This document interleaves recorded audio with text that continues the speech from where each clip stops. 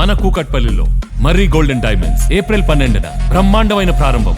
Save the date, save the money. వీళ్ళకి నేర్పిన చదువులు ఎవరు నేర్పారు, సంస్కారం ఎవరు నేర్పారో ఏం అర్థం కావట్లా. అదేమంటే first class, second class, third class అంటారు. ఏమో పేర్లు పెట్టుకోవడం ఏందిరా నాయన. అది కాదు, ప్రతి దాని మీద మీ పేర్లు ఉండడం ఏంది, మీ ఊరు ఉండడం అసలు ఏంది, మీ ఆలోచన లేని అర్థం కావట్లేదు. ఇప్పటికి జనం నవ్వుకుంటున్నారా నాయన ప్రతి ఒక్కళ్ళు. మీకు అర్థమవుతుందో లేదో, ప్రతి ఒక్క దాని మీద నీ పేరు ఏంది, ఏంది నీ ఆలోచన ఏంది. మరి ఆమె కూడా అట్లాగే మాట్లాడింది, శర్మిల గారు కూడా మాట్లాడింది కరెక్టే. అట్లాగే పులివెందుల్లో గోటలే ఇప్పుడు బాబాయ్ గారి వివేకా గారి అచ్చగేసులు ఏం మాట్లాడారు, వచ్చేసారు చంపేశారు అని చెప్పేసి ఒక సింపతి పొందుదామని ప్లాన్ వేశాడు. అది స్పాట్లో ఒక్కసారిగా పులిగేకినట్టు మొత్తం దొరికారు, గోటలతో చంపారు అది ఇది అని చెప్పేసి సిబిఐ ఇప్పుడు దాకా నడుపుకొస్తుంది. 5 ఏళ్లలో గవర్నమెంట్ ఉంది. ఏం చేశాడు బాబాయ్ కేసు, నిందితులను ఏమైనా పట్టుకున్నారా, ఏం జరిగిందనేది ఒకటి ఏమైనా బయటకు వచ్చిందా, విషయం ఏమన్నా వదిలేసేసి ఆయన ఉపయోగించుకున్నారా అని అంటున్నారు అందరూ. అదొక నింద అనేది అట్లాగే ఉంది లైఫ్ లాంగ్. ఈ పేర్ల ఆలోచన ఏంది అర్థం కావట్లా. ఎందుకని ప్రతి దాని మీద ఈయన పేరు ఉండాలా? ఆ భయమేనయ్యా జనాన్ని భయపెట్టేస్తుంది, నీ మీద అభిమానం కూడా పోగొడుతుంది అనేది ఎందుకు గ్రహించట్లేదు అనేది ఇప్పటికీ అర్థం కావట్లా. కొంతమంది జగన్ ఫ్యాన్స్ మాట్లాడతారు, ఆ మాట్లాడే ఎదవల వల్లే నాశనం అవుతుంది కూడా జగన్మోహన్ రెడ్డి గారు అనేది అర్థం కావట్లా. ఎందుకు ప్రతి దాని మీద ఆయన పేరు. ఒక భూ వ్యవహారం అనేది మొదలుపెట్టావు, ఎంత మంచి పని అది. భూ కొలతలు ఎంత మంచి పని. వాటి మీద నీ రాయి పాస్బుక్ మీద నీ పేరు పెట్టుకునేప్పటికీ జనం భయపడిపోయారు. వీడు 10 ఏళ్ళు ఎత్తున్నాడు, మన దగ్గర నుంచి మొత్తం లాగేసుకుంటారు మన ఆస్తులు మొత్తం. ఏ బంగ్లాదేశోడికి అమ్మేస్తాడో, ఏ బ్రిటిషోడికి మళ్ళీ అమ్మేస్తాడో, అంత భయం ఒక ఆలోచన వచ్చిందయ్యా నీ వల్ల. మరి నువ్వు చేసే పని ఏంటి, నువ్వు మాట్లాడే విధానం ఏంటి అనేది ఇప్పటికీ తెలుసుకోకుండా పనికి మాలిన వాళ్ళు మళ్ళీ మాట్లాడుతుంటే వాళ్ళు వెనకమాలి ఏం మాట్లాడారు మా రాంబాబు గారు, ఏం మాట్లాడారు మా రోజా గారు, ఈ మాటలా అనేది నువ్వు ఎవడయ్యా నీకు నేర్పుతుంది రాజకీయము? సామాన్యుడే తిడుతున్నాడయ్యా నిన్ను బండాబూతులు. నువ్వు అర్థం చేసుకో, మాట్లాడే విధానం అనేది నేర్చుకోవాలని మేము కోరుకుంటాం. అయితే ఆ పేర్లోనే జగన్లో గన్ అని చెప్పేసి, అవినాష్లో నాశనం అని చెప్పేసి ఉన్నాయి.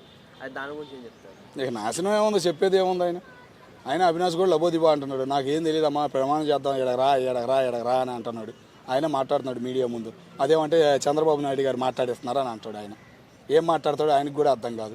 సగం తెలిసి మాట్లాడతాడా, సగం తెలియక మాట్లాడతాడా, ఏందనేది అర్థం కావట్లా. పార్లమెంట్కి వెళ్తున్నారంటే పార్లమెంట్కి విలువే లేకుండా చేశారు వీళ్ళు.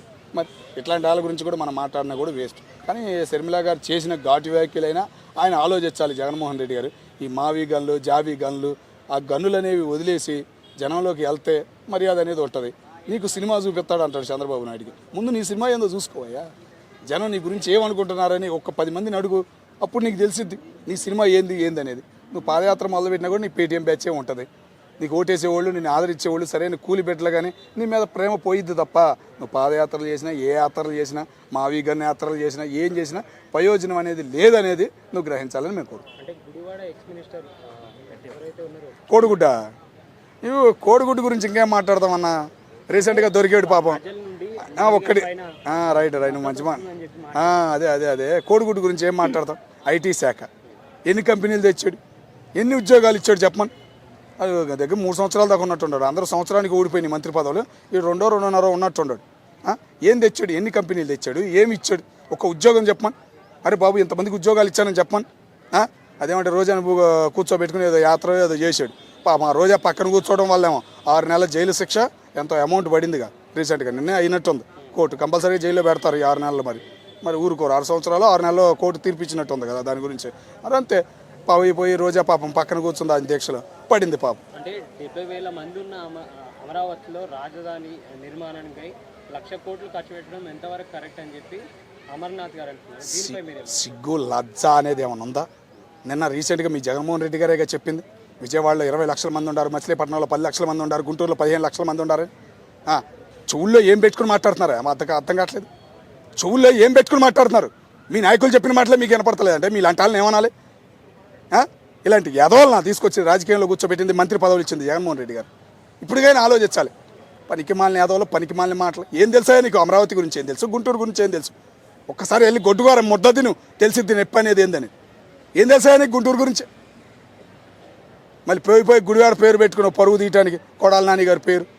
అంటే అమరావతికి ఇప్పటివరకు కూడా కారిడార్ లేదని చెప్పి ఆయన అమర్నాథ్ గారు మాట్లాడుతారు. ఎవడే కారిడార్ లేని, గారికూటు లేనిది జగన్మోహన్ రెడ్డి అని మీ ఇచ్చాడు బ్యారేజీ. ఇంకో బ్యారేజీ వంతెన పడలా ఆపాడా జగన్మోహన్ రెడ్డి? ఏమన్నా మనంగా పడుతుంది బ్యారేజీ. మరి ఇంకేం కావాలి?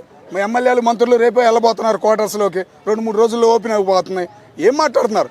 ఆ నారాయణ గారు చోట్ల 28 కల్లా ఒక కదలికనే మొదలవుతుందని చెబుతున్నాడు. క్లారిటీగా అన్నీ చూపిస్తున్నారు.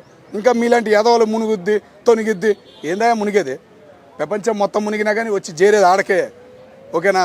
ప్రపంచం మొత్తం మునిగే నీళ్ళు మొత్తం వచ్చి చేరేది ఆడకే. మరి ఏం తెలుసు అని మాట్లాడుతున్నారు మీరు? అంత చేరినా కూడా గుంటూరులో 100 అడుగులు లోపలికేసిన నీటి బొట్టు దొరకదు తెలుసా? మరి ఏం తెలుసు ఎదవలకి? నీటి విలువ ఏం తెలుసు? నీరు ఏడ ఉండిద్ది ఏం తెలుసు? పల్నాడులో సిమెంట్ ఫ్యాక్టరీ ఉంది తెలుసా ఎదవలకి?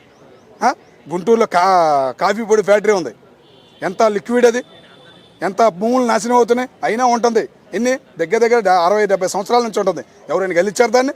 కోకోకోలా ఫ్యాక్టరీలు, పెద్ద పెద్ద ఫ్యాక్టరీలు ఆడే ఉన్నాయి. ఏం తెలుసు అని మాట్లాడుతున్నారు వీళ్ళకి? కృష్ణా గుంటూరు గురించి మాట్లాడే అర్హత లేని ఎదవలు వీళ్ళు. ఇంకోసారి అమరావతి గురించి మాట్లాడితే పరమ చండాలంగా తిట్టాల్సి వచ్చిందని మేము ఉంటాం.